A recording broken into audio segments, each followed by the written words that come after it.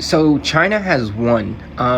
I've been doing so much more research on China. As a socialist, it was difficult for me to get with China being socialist since they were running a capitalist system. But now I understand it's compartmentalized so differently. It's not even anything remotely close to capitalism. But the point is, China has absolutely won. When I say this, I don't mean like I'm exaggerating. I'm an American, and when I tell you as an American that China has won, I'm saying it with absolute certainty.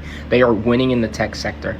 Think about this. China, a country that has been exiled from the International Space Station, has been forced into isolation, or is developing space technology that rivals the West, that rivals the United States. They have more satellites in the sky than NASA.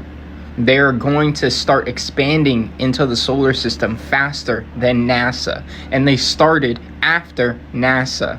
Just think about that. Then EV production. You already know Volkswagen, BMW, all of these European and German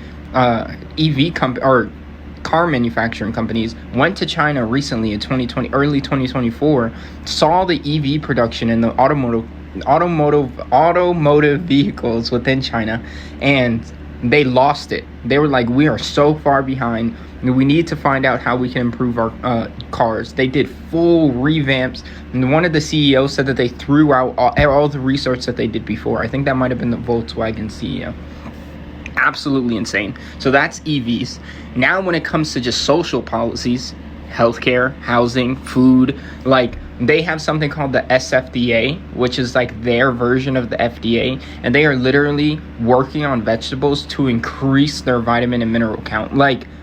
I can't, in every area that I do research and I break through this Western propaganda of China, it is insane.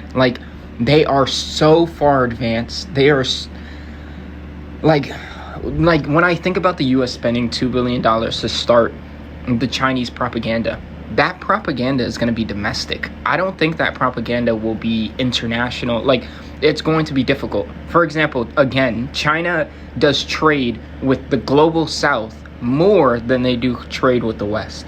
So if the war were to start, which I'm hoping not, but if the war were to start, China can sustain itself on the developing global South and rid itself of the West in it of its entirety, and still develop as a nation, still develop in the world, and still develop to become a superpower. China is taking everyone with them. The way I see it is the US says, hey, it's us and our white supremacist nations, and we believe that we should look a certain type of way. Whether you believe all people in the nation are like this or not, this is the values that these Western nations hold as they're actively supporting a genocide. So it's the US, and this is our little party, but you guys aren't really our party. You're just dogs on my leash, and that's the United States. However, China's view is we're all in this together. We're all on this planet together. We all build together. But yes, I still get something out of my trade. Yes, you still get something out of your trade. And it's such a radically different perspective. It shows what civilizations collectively can achieve together. And when you look at what Africa and China's relationship is like, I know a lot of socialists and communists, they kind of push back on China, and I'm really falling into the ballpark of being pro-China, genuinely pro-China. And I'm not pro-China in the sense of I want China to win the war against the US. No, I don't want war in and of its entirety, but the path that China is going down, I want my nation to go hand in hand with them.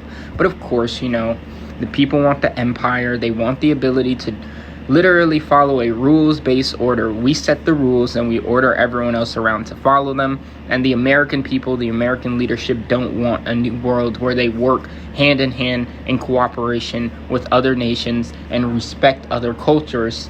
This whole argument that China is a dictatorship is stupid. It's so stupid. Nearly 2 million CCP party members, a 9-level chain of command where everyone in that command, or most of those people in that command, are voted in regularly. What? How is it a dictatorship? Do you not even understand the governmental structure of China? And to think that I would even say these points in the past, it's so ignorant when I look back at it. My misunderstandings of China were so extreme Now when I genuinely understand the intricacies of this nation, don't get me wrong, it still has its own problems.